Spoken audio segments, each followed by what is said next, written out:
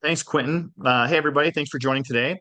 I have a ton of information to go in just a little bit of time, and so I tend to go fast. So if you have questions, feel free to use the chat and type away in there, or you can just throw your microphone on and ask questions.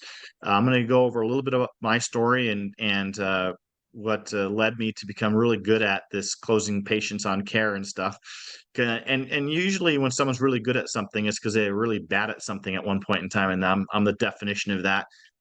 Um, and so also just to let for those of you who stay on through this presentation, I tell you the one of the biggest issues going on right now is as the interest rates are rising, financial institutions are clamping down and not doing patient financing. And so, for those of you who do patient financing, you might be finding it's more and more difficult for that. And so, at the Business Academy, we've looked into this, and we have a handful of different financing companies for you that you can utilize. And so, at the end of this, we are offering a 30-minute complimentary, it's actually free consultation. Quentin, he'll give you that information, but also answer any questions that you might have on anything that's going on in your practice right now. So before I get too far into this, my goal and intention is to give you some nuggets. Basically, I know I've got a lot of different nuggets in this presentation to where I know if you just put in a couple of them, it can drastically change your closing percentage. So I'm excited to share that with you guys. And I always like to ask these questions before I get rolling, and that's who'd like to never stress about new patients ever again? I don't know about you guys, but that's me. I want a pipeline full of new patients, right? That takes a lot of stress off of closing people, right, on care, because we've all sat in front of people before and we are trying to get them closed on care, and we know they're not a good fit for. There's some people are just not a good fit for our practices, and if you do not have a pipeline full of new patients, you tend to try to bring these people on that maybe shouldn't be coming into your office. So, I always recommend to have at least 8 to 10 different means of bringing new patients in, and that's something that Quentin and I there's a new patient workshop that we do. If you're interested in that, all you got to do is in the chat box say you're interested in that. We can get you signed up for that new patient workshop as well. And so we have a lot of information when it comes to just bringing in new patients. And then the last question is who'd like to be able to get 80% of your patients signed up onto the recommended care plan? And that's me as well, right? That's actually what got me into doing this. In fact, if I go to my story here a bit, when I first started practice, I was adjusting patients Monday, Wednesdays, and Fridays. I was doing everything else Tuesday, Thursday, Saturday, Sunday, right? AP, payroll, accounts payable, accounts receivable, marketing on those days that I wasn't seeing patients. And I mean, I had a failed partnership when I first started. I had a lot of different consultants, and actually, I got something out of all the consultants I worked with. But man, I was really struggling in this report of findings area. I had a 35% close rate, horrible, and I felt horrible about it because my intention, just like many of you on here, I think you'd agree with me. You got into chiropractic, or you got into healthcare to help people, right? And so it was painful to have 6 or 7 people out of 10 people not do care. And so I had a big time problem with this. And so for me, I remember that I'm dating myself here a bit. For those of you know that know Dynamic Chiropractic, I got the magazine and I was flipping through it, and this goldenrod sheet of paper fell out of it, and I pick it up and I look at it, and it was titled at the top "Highest Evers." And as I started reading, I was seeing providers from all over the country with highest evers in like new patients, production, collections, conversions, and when I saw that conversions, I was seeing people were closing 80 to 90% of people who came into their office. And I was like, wow, it's like that's not me whatsoever. Right. And so after a little bit of communicating with the Business Academy, I joined I took the report of findings course and I dove in. And it was different. It wasn't like going to a workshop at a seminar and getting raw on a weekend. I actually sat down with a supervisor, a course supervisor, and they took me through this class on a report of findings. And I mean, they made sure that I knew the information. And so when I got back to my office after taking that, my closing percentage jumped to 75, 80%. It was night and day different for me. That it changed my life. So much so that I went from never taking a vacation, or, taking those vacations where it's a 4-day weekend, but then every time you leave the office, it suffers a bit. It turned into that, to where eventually I was, taking 4, 6 weeks off at a time. But what happened when I came back and I went to 75, 80% close rate, I started having different types of problems. I went from 100 visits a week to 600 visits a week in 2 years. Um, and as I started growing, I had to actually scale my business, as that, just that one thing, changing my closing percentage, just changed the course of my career. And what I realized with the Business Academy is that there's three types of employees in any organization, right? There's the dreamer, the founder, right? There's the executive, and then there is the technician. And what I realized, that when I was adjusting patients, I was a technician basically, and I love to adjust patients. However, what I realized, that what game I really like to play was scaling my business. And so I looked to the Business Academy and I was like, okay, if you help me with converting patients, what else can you help me with? And I realized that they helped with new patients, they helped with learning how to be a business owner. Like, there was like 20 different courses on learning how to be an executive, which was amazing for me, because they never taught me that in school. In fact, I realized when I went to school, I spent $80,000 on my education, and none of it was on running a business. And so, um, man, it's really what catapulted me to where I am today, where I've had multiple offices. I've got training companies. Um, I don't have to be in my office. It's been an amazing thing. And it started with this report of findings process. This is just an example. This is not to impress you. It's just to impress upon you that I had just exponential growth once I learned how to do an effective report of findings. And that's what we want for you guys right now. Okay. So I want to go through some definitions here. Okay. So hard sell means insistence that people buy. It means caring about the person and not being reasonable about stops or barriers, but caring enough to get him through the stops or barriers to get the services that's going to rehabilitate them. So there's a couple of things I want to point out here. Number one is hard sell. I'm sorry, number one is caring. So the number one attribute, whether it's the provider who's doing the report of findings or a lay person who's a case manager doing the report of findings, and one of those big factors is having empathy for people.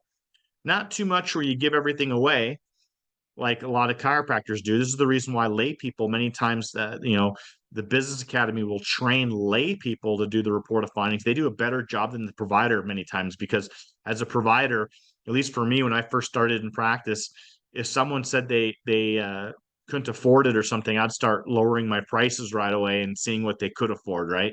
And so it's whereas a lay person typically isn't going to operate that way. The other big key thing is not being reasonable, and I think I defined that here. Not being reasonable is like not having faulty explanations. An example would be like when an executive starts to explain the reason for low statistics instead of working to get higher statistics, he's being reasonable. So what that might look like when I say being reasonable, if I'm a case manager and I'm sitting with a patient and the patient says that's expensive, when I go over the care plan, if I immediately try to lower my fees or ask them what they can afford, that's being reasonable. Because many times, have you ever noticed before, anyone who's on here, have you ever noticed before, sometimes people are just complaining?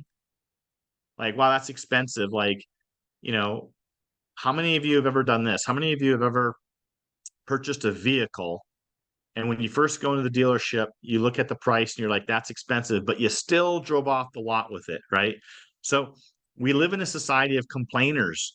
And so if we don't handle these objections or handle these complaints appropriately, it lowers our starting percentage. And it's just knowing how to handle these types of reactive reactions that people have when it comes to, money, basically, right? So some things that we don't want to do as well is what we call soft sell. And that's soft sell just means vaguely monitoring about your product. An example would be chiropractic could possibly help you with your pain, right? That's a weak statement. Would you guys agree with that? It's just a weak statement.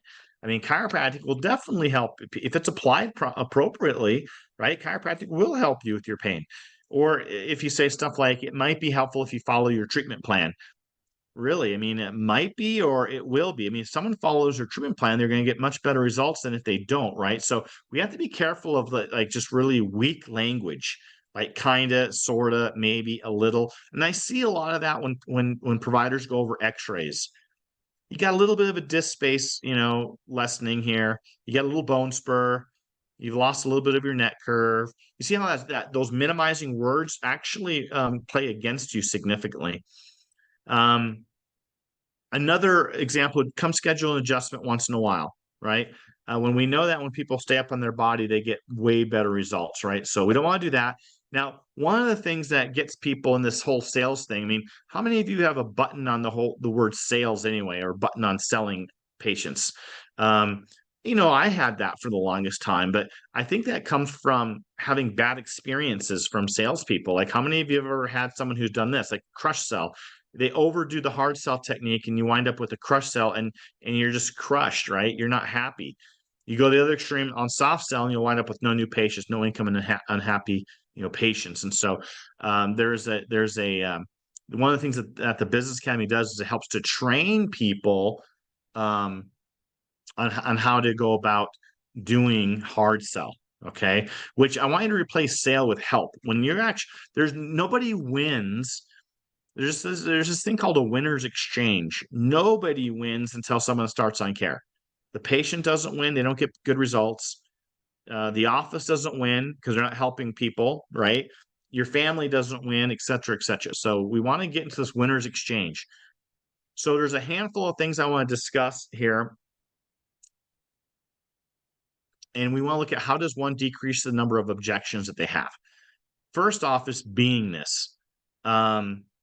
Let me define that a little bit. Like, beingness would be like, for instance, all of you have the beingness of being a spouse or significant other, or maybe you're a son or you're a daughter.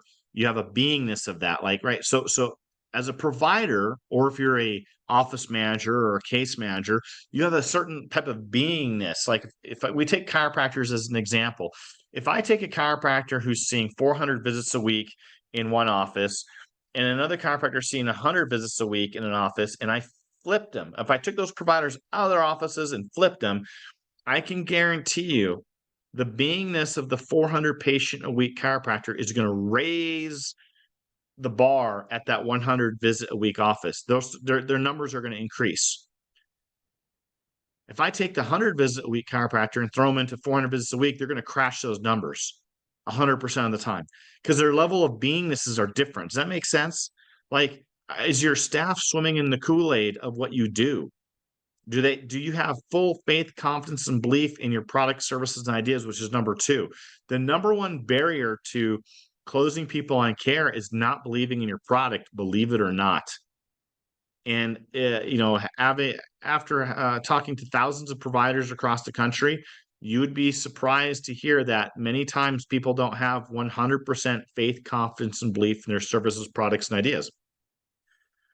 And that's just not for the provider, but that's for the staff as well. Do the staff understand all of what you do? And I remember going back, meeting with my staff a long time ago, because I had an integrated office. So we had did physical medicine in our office. We had medical and chiropractic and rehab. Like, I know Dr. Uselton has that in his office as well in Dallas, I believe, or in Texas somewhere. But it's I remember asking, we had so many services. I remember asking staff, hey, on a scale of 1 to 10, what's your understanding of decompression or regenerative medicine or PRP injections? I mean, I listed all of our different services, and I was having staff giving me a 2 or a 3 on their understanding, which that's not going to fly. Like, the entire team has to understand what you do. That's a huge nugget right there. I'm telling you, if everyone is swimming in the Kool-Aid of the founder, on the services that you do, it makes a huge difference at keeping people on care, getting people on care, et cetera, et cetera. The third point is following the day 1, day 2 scripts to the T. That means your consultation, evaluation, and report of findings have to be, there is a science to doing that process. And when you have it nailed down, and I'm going to go over it with this awareness scale, which is number 4, mastering this awareness scale. I'm going to give you an example of that. When you use tools at your disposal that the Business Academy trains you in, you will be at 80% closing rate, even on high ticket items. I'm not talking about $1,000 programs or pay per visit. I'm talking, in my office, my integrated offices, many times we're doing 10, 15, $20,000 care plans, and we do not have people having a problem with that. We do have a problem right now in when you're doing 10, $15,000 care plans, um, is patient financing. And that's why we're solving that problem for the industry right now. And that's why, if you want to find out more about the different patient financing options, you're going to want to get on a call with Quentin after this presentation. So mastering the awareness scale, I'm going to go over that here in a bit. Now, here are some other reasons why you get a no at the close. Case manager and providers are misinformed on what it actually takes to close a patient on care. Again, it's a science. Pressure is perceived as a bad thing. Many times people will label you as pressuring them, but really they're just pressuring themselves. Again, if you believe in your product and you think it's going to help someone, then I go for it. My intention is I'm going to get this person on to care, because what else are they going to do? If you think about it, we're in an industry that if people don't get help with us, they go to their primary medical doctor. And what's the primary do most of the time? Right? They write a script. How many people are dying a year from opioids? I know I'm singing to the choir here, but you have over 100,000 people dying a year from opioids. And if you're on an opioid for 30 days, your risk of being addicted goes up 33% if you just have a prescription for 30 days. Okay. So I think it's really important that the staff understand that, if the patient's not going to get help at our office, there's the possibility that they're going to get much worse as time goes on. And that's not what we want. Okay. How about this one? The unwillingness to deal with the emotional discomfort will prevent a close. Listen, people will break down. They'll get upset as you're going over things with them. That's normal. It's just being able to handle that. We discussed this already. A lack of belief in your purpose and your service or products can prevent you from going all the way. An incorrect estimation of effort, being reasonable. We just discussed being reasonable, and I'll show you some more examples here in a little bit of what that looks like. No financial plan in place can prevent the close. And I'm not talking about a financial plan for the patient, even though you need that. But what's the financial plan of the doctor or the case manager who's actually doing this? You got to have a financial plan in place. Okay. That's something that we dive into. Now, let me break down this awareness scale. Now, this is a tool. The Business Academy trains on many different tools. In fact, we have a communication and closing course that we teach offices. It's 6 days over 3 months. You can use it throughout the year, but we give like 5 different tools to increase closing percentages. This awareness scale is one of them. And if we break it down, and I'm going to give you some examples of it, but if we break it down, awareness is what someone perceives what's there. So the report of findings is to increase someone's awareness. So by educating the patient on what their condition is, they develop a better understanding. And with a greater understanding, the patient will choose to do something about their unwanted condition. People start talking about corrective care as an example because they become more aware. So if we break down some of the words on that awareness scale, ruin is a problem. It's a problem that is real to the person. It's the emotional component behind the pain. Effect is they realize how it's affecting their life. Like by having low back pain as an example, they can't do X, Y, and Z.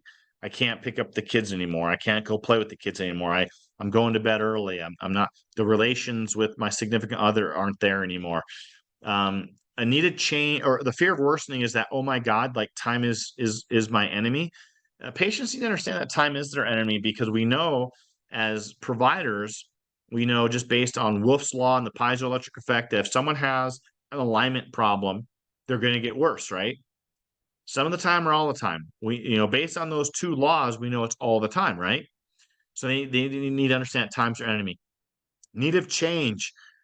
Patient realizes that they need to do something different, and then there's demand for improvement. They're like, hey, I'm going to fix this. And then they get to help. Okay.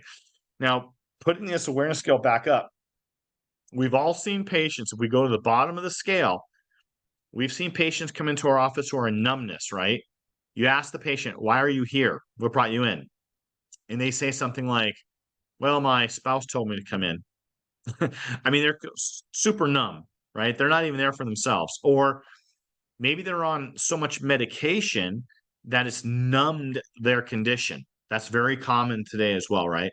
Then we've seen people come in who are suffering, they're in despair. The trick here to get an 80% or higher closing percentage is you have to bring someone's awareness up, and this is an art. You have to bring someone's awareness up to a demand for improvement by the report of findings. When you have them in a demand for improvement, your closing percentage is very high. And when we teach someone the report of findings process, we teach you what to look for and what questions to ask the patient along the way so that you know exactly where they're at on that awareness scale. Don't you think that would be a great tool to have? Like if you knew, because the thing is like, for instance, this scale here is what actually catapulted me to an 80% and plus closing percentage, which created massive abundance in my life by learning this stuff. And that's what we want for you guys right now. And I'm going to give you more nuggets here soon. So I want to hit some take homes and what we've gone over, and then I'm going to give you some really good nuggets. So take homes is number one, we want to learn and use a proven sales system. 2, you must believe in the services you offer, right? 3, insist that patients buy, getting the services they need to rehab themselves. And 4, you must make the patient aware of the situation and get their awareness up to a demand for improvement. Now, if you got a pencil, pen, I want you to write this stuff down. There's only 5 objections that you're ever going to get. And a lot of people like they look at this 80% conversions or handling objections. Let me tell you something. Most of your objections will go away when you learn how to do an effective report of findings. You won't get nearly as many objections when you do it properly. But when you do get them, right, there's only 5 objections that you ever get. Obviously, you guys are probably all thinking the number 1 is money. 2 is time. 3 is product or service. They have an objection on product or service, right? Have you ever heard, I've never been adjusted before? I don't know if this is something I want to do, right? 4 is a stall. Money can be a stall. Time can be a stall. I need to talk to my spouse can be a stall, right? And then the 5th one is the objection you never find out. They don't trust you. You haven't established trust, okay? Now, there's a few rules to follow. Once you do a really good job in your report of findings and you are at the financial part of your presentation on your report of findings, I'm just going to give you an example. So let's say I've done everything. The patient on a scale of 1 to 10 is a 10 on care. They're ready to go. And I've gone over their care plan. And at this point in time, I say, so Mrs. Jones, everything that we've discussed, your program is 5,000. People who are sitting in that chair always want to know if they can save money. And so we do offer a 10% discount for those people who can afford to pay it in full. That would save you $500. And so it'd be $4,500 today. Is that something you can do? And then you present it, you present one thing at a time, and then you stop talking. So the first rule is once you present the finances, you probably heard this before, just stop talking. Many times what happens is that I see providers or case managers get nervous here and they start giving all these different options and they ask a lot of different questions and they don't allow the patient to actually think through what they've been asked. Okay, so once you present, just stop talking, number 1. Number 2, it does not matter what they say. I want you to always focus on agreement. Agree, agree, agree is rule number 2. Agreement increases your communication. Disagreement will decrease it. So let me give you an example of that. If someone said, wow, that's expensive. The right thing to do would be to be like, you're right, it is expensive. You agree with them. The wrong way to handle that would be like what I used to do. Well, that's not as expensive, Mrs. Jones, as what your back surgery is going to be if you don't do anything about this. Do you see how that's kind of like antagonistic? People aren't going to respond well to that. Okay. So you always agree. Man, that's a lot of time. That's a lot of visits. Yes, it is a lot of visits, Mrs. Jones. Wow, I wasn't expecting that. Yeah, I agree. Most people don't expect this when they have what you have going on, right? Agree. Now, the next thing I want you to write down is always treat whatever they say If it's an objection, if you think it's an object, treat it like a complaint. So here's how that would look. Guys, I'm telling you, this will increase your closing percentages 20% on all the things I'm going over right now. So I hope you guys are taking notes. This is how it looks like when you treat a complaint, an objection as a complaint. So patient says that's expensive, to say, yeah, I agree, it is expensive. And then I gently just give it back to him and say, what would you like to do? You see, I kind of mentioned this earlier. We live in a society of complainers, right? There's a lot of complaining going on in the world. And so we do it. I've done it. You guys probably do it as well. Like I gave the car analogy earlier, like, 60,000 for a vehicle or 80,000 for, wow, that's really expensive. I'm complaining about it, but I've still driven off the lot with vehicles, right? So treat it like a complaint.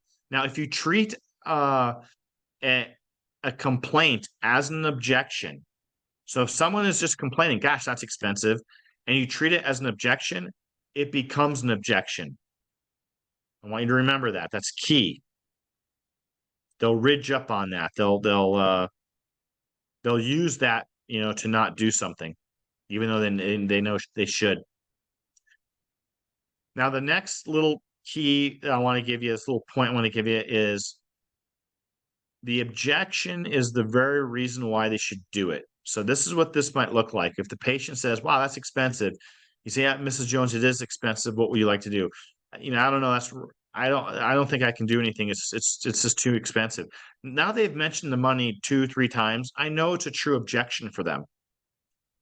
And then I'd say something like, Mrs. Jones, that's the very reason why you need to do this. You told me your condition would worsen if you didn't do anything about it. Do you think it's going to be more expensive or less expensive as this worsens? And 100% of the time, they're going to say it's going to be more expensive. You say, exactly. This is the reason why we need to do it now. Sign here and here. Let's do this. And always close with, let's do this. Like you're inviting them to do it together. Let's do this. It's a great statement. Okay. So I hope you guys wrote all those little nuggets down. I want to give you another nugget, because what's going to happen for you guys, once you actually start closing more patients and getting a higher closing percentage, you're going to have a scaling issue. And this is where you have to be very organized. And so what I put on your screen is a very, very basic, dumbed down organizing board. So what it looks like is there's in any organization, there are 7 divisions, 21 departments. This is very basic. So you have an executive division, front desk and or communications division, report of findings division, finance division, treatment division, quality control, and marketing. So as an example, if you are in your office, you own the office, and let's say you're the executive director, you're in that executive position, you're in that division. If you ever answer the front desk phone or schedule a patient under their care, you're in the front desk or communications area. Handle internet issues, handle computer problems, you're in that area. If you do anything with report of findings, consultation, exams, report of findings, progresses, whatnot, you're in that area. If you do payroll, handle insurance companies, handle patient financing, you're in that finance area. If you treat patients, you're in the treatment area. If in quality control, if you handle upset staff, upset patients, you're in the quality control area. If you do anything with marketing, you're in that area. If you do lunch and learns, events, if you do the paid ads, or you do your SEO, anything to do with marketing, if you do anything with it, you're in that area. So for me, just to let you know, when I first learned how to do the report of findings, I was in the treatment area, I was in the ROF area, I was in the executive area, I did marketing, I was in 4 areas. Well, when we went from 100 visits to 600 visits in a week, I could no longer do the report of findings and be in treatment. And so there's this concept that as you grow, right, the job of your staff is to push you up and out of the organization, okay, as the owner. It creates stable futures and advancement for staff, but also what happens is if you're in a lot of these different areas in your office, there's this invisible ceiling holding you down. So what happens is you're going from one fire to the next. Have you guys ever experienced that? If you're in 4, 5, 6 different areas, you get one area going well, then you're jumping to another area. We've got to get organization in. Okay. Offices will roller coaster up and down in their statistics when they have lack of organization. So it's all about getting organization in. Okay. Just want you to hear, oh, you know what? I never did fix the sound here. I'm just going to start it. Quentin, tell me if you can hear this. Can you hear it? Not sure what it is, but I want to let you know Dr. Dahmer is one of our clients. Started off at like 30 patients a week. He sees over 2,000 patient visits a week. He has 6 offices going on to 10. He's not alone in the Business Academy. We have many clients who have multiple offices and who are scaling because they've learned how to organize, which is super, super important. Okay. So now I want to close with this. I gave you a lot of gems. I'm going to open it up for questions for me specifically, but I want you to know that Teresa is going to help schedule each and every one of you with Quentin to go over any questions that you have as far, or if you have any problems in your office. Quentin has helped thousands of offices throughout the country for many, many years now. And also that patient financing issue that we have going on right now, he has a solution for you on that. So you want to get with him on that call. Before I open up the questions of Quentin, do you have anything else you'd like to add to what I've gone over so far? Well, there's a number of people on here, and I would love to go into the questions and I guess what I would add to that is, what are some of the issues that we're running into? Obviously, we've got a pretty unique kind of financial situation out there, and some of our offices are doing just huge numbers right now, and there's other offices that have been struggling, so we really want to kind of help out with that. So I guess what I would say with that is go ahead and open up. Questions.